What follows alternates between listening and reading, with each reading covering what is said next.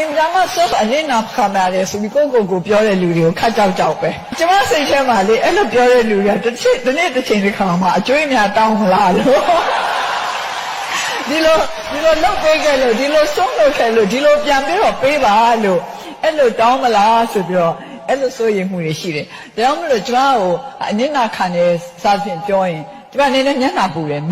စိတ်ထဲမှာတစ်မျိုးဖြစ်တယ်ကျမအနစ်နာခံတယ်လို့ကျမမယူဆဘူးကျမလှုပ်ချင်တဲ့ကိစ္စကိုကျမရွေးချယ်တယ်ကျမရဲ့ရွေးချယ်မှုအရာကျမလှုပ်တယ်အဲ့တော့ဒီလိုလှုပ်နိုင်တာကိုပဲကျေနပ်တယ်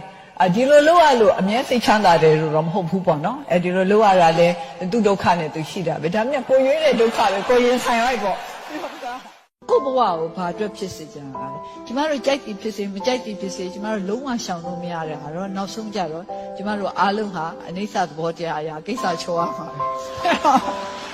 အဲ့ဒီအချိန်ရောက်တဲ့အခါကျတော့ဘယ်လိုစိတ်ဓာတ်နဲ့ရှိကျင်လဲဆိုတာကိုဆုံးဖြတ်ကြပါကျမကတော့အကျွေးမပါသွားခြင်း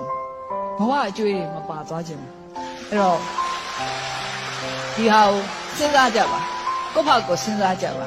စွန့်လွတ်ပါကျမမပြောလို့ဘူးကိုယ့်အတွက်ကိုမလုပ်ပါနဲ့မပြောလို့ဒါကျမတိုက်တွန်းချင်တာကတော့တတ်နိုင်သမျှကိုယ့်ရဲ့တိုင်းပြည်အတွက်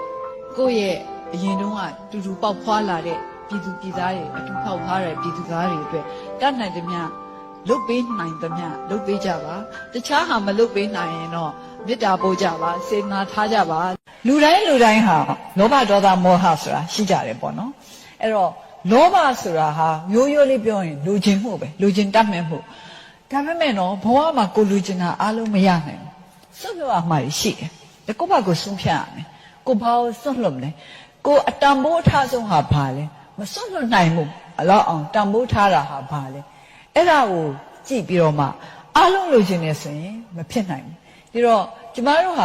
တိုင်းပြည်တိုးတက်ဖို့အတွက်လှုပ်ချင်နေဆိုလို့ရှိရင်ကိုယ်ပိုင်လူချင်းတဲ့အထက်ကတချို့ဟာတွေတစ်စိတ်တစ်ပိုင်းစွန့်လွတ်တဲ့ရင်လည်းစွန့်လွတ်ရမှာပဲစွန့်လွတ်ဖို့လိုရင်လည်းစွန့်လွတ်ရမှာပဲဒါပေမဲ့လိုချင်းစွန့်လွတ်ရမယ်နောက်ပြီးတော့ငါစွန့်လွတ်ပါတယ်ဆိုပြီးတော့ကြွားဖို့လည်းမဟုတ်ဘူး